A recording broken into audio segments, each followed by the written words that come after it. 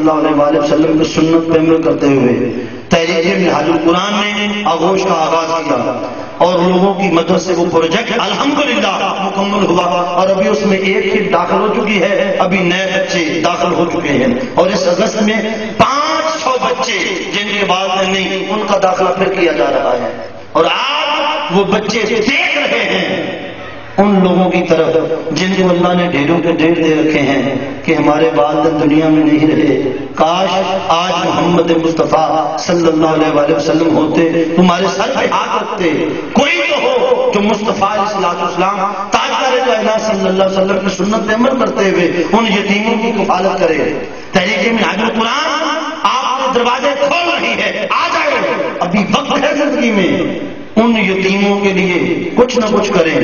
حضرت کبیر علیہ رحمہ بہت بڑے اللہ کے ولی ہوئے ہیں، ان کے زمانے میں ایک شخص بڑا شرابی ہے، مرا، اس کی بیوی نے محلے والوں سے کہا میرا شوہر مر گیا، جنازے میں آ جاؤ۔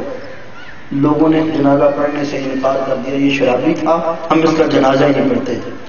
اس نے 4 کہار لیے کرائے کے بندے، اپنے شوہر کی میت اٹھائی قبرستان لے گئی۔ حضرت کبیر علیہ رحمہ اوپر پہاڑی پہ رہتے ہیں، ہم اللہ کی عبادت میں اللہ نے انہیں وحی بھیجی، اپنا الہام بھیجا کہ تو ادھر عبادت میں بیٹھا ہے، نیچے میرے ایک بندے کی میت پڑی ہے، جنازہ پڑھانے والا کوئی نہیں، جلدی اتر اس کا جا کے جنازہ پڑھا دے۔ حضرت کبیر علیہ رحمہ جو نیچے اترے، پوری بستی کے مرد عورت بچے سب بھاگ کھڑے ہوئے زیارت کے لیے کہ بابا جی نیچے آ رہے ہیں۔ انہوں نے جنازہ پڑھایا، پوری بستی نے جنازہ پڑھا، بہت بڑا جنازہ ہوا۔ لوگوں نے کہا حضرت یہ تو بڑا گناہ گار تھا، شرابی تھا، آپ نے اس کا جنازہ پڑھا دیا، ہم نے تو پڑھا نہیں۔ فرمایا اچھا اس کی بیوی کو بلاؤ۔ اس کی بیوی کو بلایا گیا، پوچھا بی بی یہ تیرا شوہر تھا، اس کے بارے میں جو تو جانتی کوئی نہیں جانتا، بتا اس کے حوالے کیا تھے؟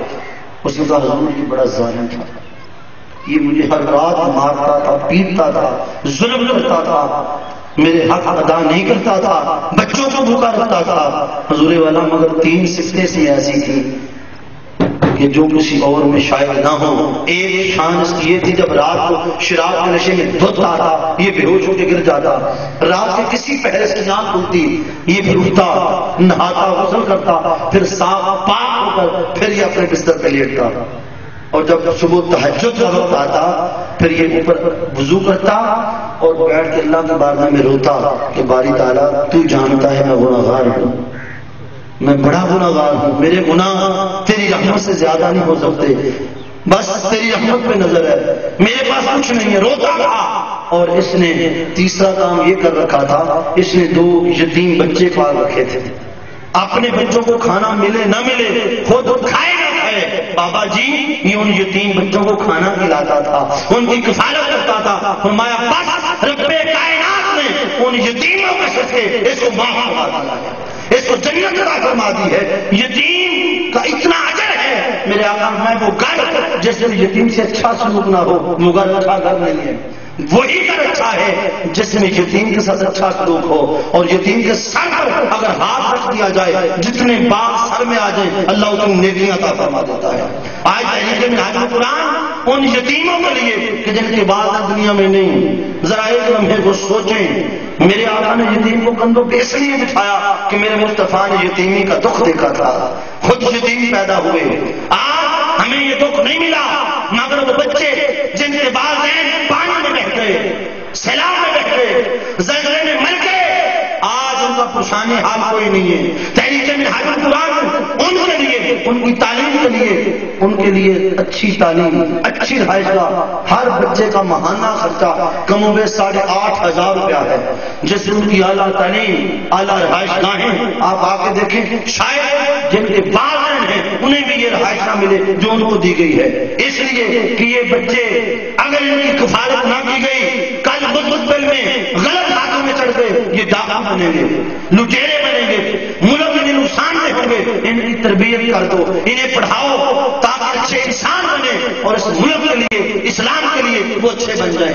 امام حسن علیہ السلام کی بیوی نے 3 بار زہر دیا، جب تیسری بار دیا تو جان میں زہر ہے، اس لیے پی گئے کہ تو اس نواسے کو اس بیٹے کو زہر پلانا چاہتے جو محمد مصطفیٰ کا بیٹا ہے. اگر تمہیں جان لینی ہے ہم بھی سخی ہیں تجھے جان بھی تحفے میں دے دیتے ہیں. ایسے لوگ کہ جہاں سے سخاوتوں کے سمندر چلتے ہیں. اور تاجدار کائنات صلی اللہ علیہ وسلم کی ایک بار مجلس لگی تھی, میرے آقا کے بارگاہ میں اعرابی آیا, حضرت آقا مجھے کلمہ پڑھا دیں. کلمہ پڑھا. حضرت آقا میرے پاس سواری نہیں ہے. ایک صحابی کھڑے ہوئے اپنی سواری پیش کرتے ہی کرتا میں جا چھوڑا میں سر سے ننگا ہوں. حضرت علی شیر خدا اٹھے اپنا امامہ سر پہ ڈال دیا. کہنے لگا آقا یا رسول اللہ میرے بیوی بچے بھوکے ان کے لیے کچھ عطا فرمائیں. آقا علیہ الصلوۃ والسلام نے اعلان کیا کون ہے؟ یہ منگتا آیا ہے در رسول پہ, اس کی جو حاجت روائی کرے اس کو اناج دے دے. صحابہ کرام رضوان اللہ علیہم اجمعین کی گردنیں جھکی ہوئی ہیں, رو رہے ہیں. آقا کاش آج ہمارے پاس ہوتا ہم آپ کے حکم پر اپنا سب کچھ اس منگتے کو دے دیتے. تھا نہیں, مہاجرین ہیں, ابھی ہجرت کر کے گئے ہیں, گھر بار چھوڑ دیا, ان کے پاس تو تھا نہیں دینے کے لیے, تیرے پاس تو بہت کچھ ہے دینے کو.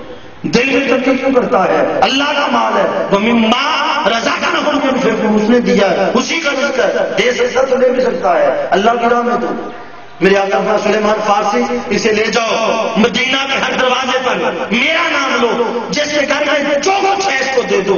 حضرت سلیمان فارسی چل پڑے, پوری توجہ چاہیے, ہر دروازے پر گئے مگر انصار کے گھروں میں بھی کھانے کو کچھ نہیں. جس دروازے پہ گئے ہیں خیرات نہیں ملی. سارا مدینہ گھوم لیا, سوالی کی حاجت روائی ہوئی, ایک دروازہ باقی بچا, سیدہ کائنات بی بی فاطمہ الزہرا سلام اللہ علیہ کا, میرے آقا کا دروازہ. اس دروازے پر چلے گئے, جا کر پوری بات سنائی. سیدہ کائنات اپنے گھر میں دیکھتی ہیں کھانے کو کچھ نہیں, خود فاقے سے ہیں, بھوکی ہیں, جسم پہ ایک چادر ہے جس پہ 12 پیوند لگے ہیں. سوچتی ہیں یہ چادر کون خریدے گا, 12 پیوند لگے ہیں. ایک چادر ہے جو میرے آقا نے اپنی بیٹی کو جہیز میں دی ہے, اور وہ سیدہ خدیجہ کبریٰ کی نشانی ہے, ماں کی نشانی ہے, اپنے والد کی نشانی ہے بھی ایک, دوسری ہے بھی کوئی نہیں. سوالی دروازے پہ آ گیا, سیدہ کائنات سلام اللہ علیہا اس چادر کو لپیٹتی ہیں, فرماتی یہ سلیمان فارسی یہ شمعون یہودی کے پاس لے جاؤ, اسے کہو یہ خرید لے اور بدلے میں اس سوالی کو اناج دے دے کہ میرے دروازے سے وہ خالی پلٹ جائے. یہ ہو نہیں سکتا. جب شمعون یہودی کے پاس چادر پہنچی, اس نے چادر کو دیکھا, ہاتھ نہیں لگاتا. یہ کیسے ممکن ہے, وہ نبی کی بیٹی کی چادر اور پھر بک جائے. کہنے لگا اے صحابی رسول یہ چادر کس کی ہے؟ انہوں نے جو پوری بات سنائی, کیسے کیسے اعرابی آیا, کلمہ پڑھا, ساری بات جو کی, شمعون یہودی کی چیخ نکل گئی. کہنے لگا مجھے کلمہ پڑھا دو. میں نے اپنی کتابوں میں پڑھا ہے جس نبی کی بیٹی کی یہ شان ہے وہ نبی کبھی جھوٹا نہیں ہو سکتا. لا الہ الا اللہ محمد رسول اللہ. کلمہ پڑھا. کہنے لگا سوالی جو چاہتا ہے لے جا, آج کے بعد میں بھی غلام مصطفیٰ ہوں, میری پوری ذریت کے غلام مصطفیٰ. ارے وہاں کوئی آ جائے خالی نہیں جاتا. آج وہ یتیم جن کے والدین نہیں ہیں وہ دیکھ رہے ہیں کون ہے کہ جو ہماری کفالت کرے, کون ہے جو ہماری تعلیم کو اٹھائے, کون ہمیں پڑھائے.